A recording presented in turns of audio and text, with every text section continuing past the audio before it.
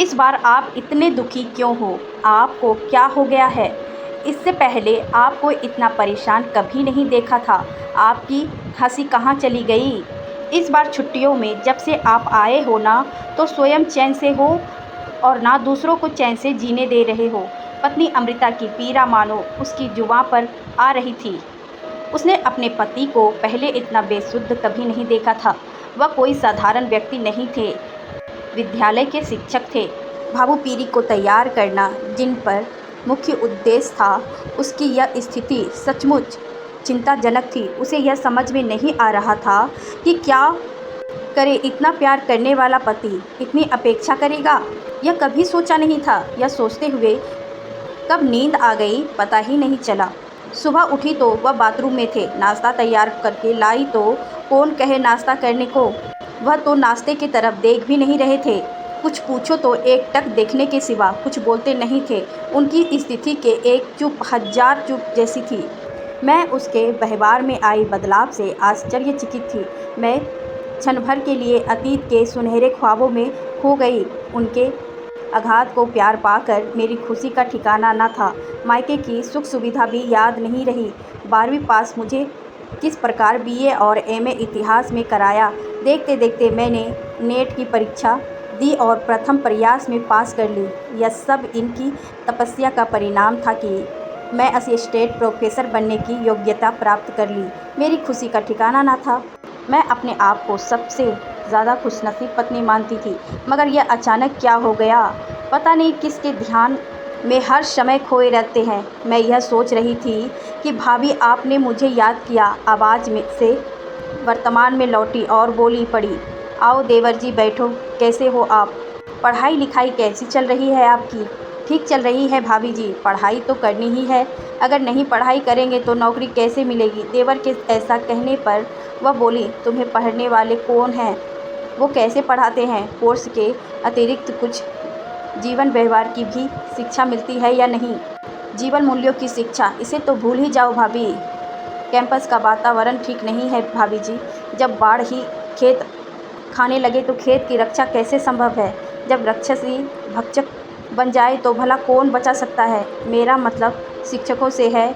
उनके दायित्व बोध में स्पष्ट गिरावट दिख रही है।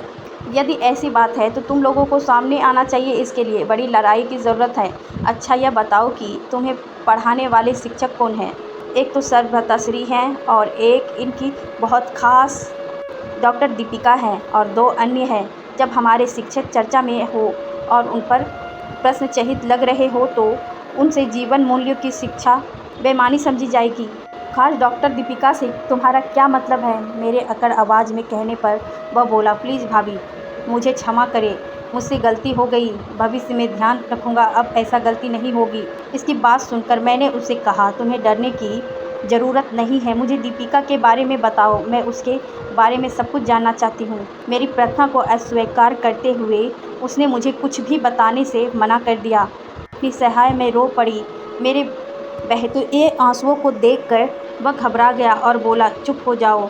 भाभी भैया और डॉक्टर दीपिका की प्रेम कहानी इतिहास विभाग में खूब चर्चित है। दोनों एक दूसरे के प्रेम में खोए खोए से रहते हैं, मगर भाभी मेरा नाम कहीं नहीं आना चाहिए। मैंने उसे असित कर भेज दिया और इस उधेड़ बुन में खो गई कि अब मुझे क्या करना चाहिए।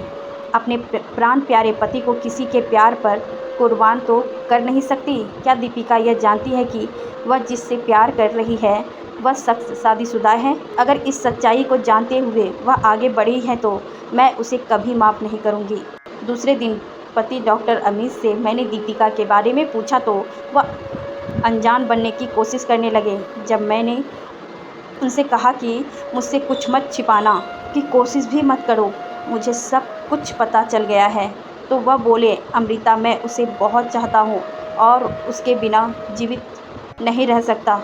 अच्छा यह बताओ कि उसे यह बताए हो कि तुम शादीशुदा हो? यदि बताए हो फिर भी वह आगे बढ़ी है तो दोनों की नौकरी को खतरा है। मुझे पता नहीं कहकर उन्होंने बात टालने की कोशिश की। उनकी बात से मुझे सच्चाई समझने में देरी नहीं हुई। आगे की रणनीति पर मैं विचार करने लगी। पति अमित की बेवफाई से बेचैन मैं कुछ समझ नहीं पा रही थी।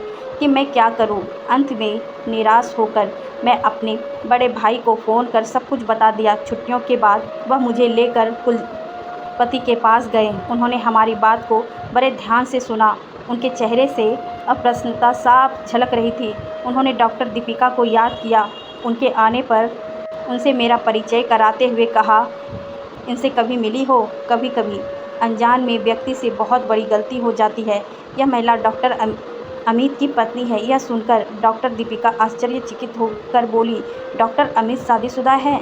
ऐसा नहीं हो सकता। सर, यदि ऐसा है तो मेरा साथ बहुत बड़ा धोखा हुआ है। सर, मुझे माफ़ कर देना सर। कुलपति बोले, अस्थायी समाधान के लिए मैं तुम्हारे गृह जिले के विश्वविद्यालय में भेजना चाहती हूँ। वहाँ के कुलपति से बात हो गई है। यह सुनकर दीपिका बहुत खुश हो और अपने गृह जिले में चली गई। इसके बाद अमित को बुलाए गए। उसके आने पर कुलपति ने कहा, अमित, दीपिका नौकरी छोड़कर यहाँ से चली गई और अब के स्थान पर मैं तुम्हारी पत्नी नौकरी ज्वाइन करेगी। अब मेरे पास कोई शिकायत नहीं आनी चाहिए। इतनी कठिन समस्या का इतना सरल और अस्थायी समाधान पाकर खुशी के कारण पत्नी अमृता की आंखें छलछला उठी।